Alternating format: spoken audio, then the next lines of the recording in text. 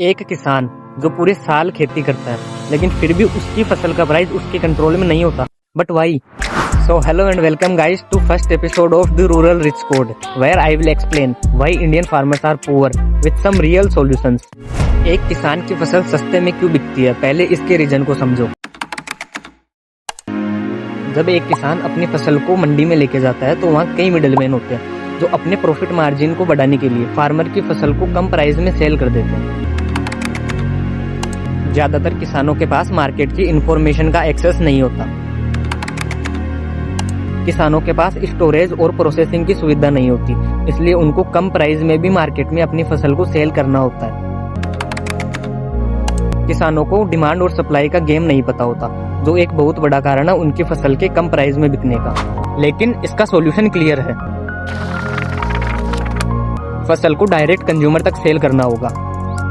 किसानों को high value वाली क्रॉप्स को ग्रो करना होगा।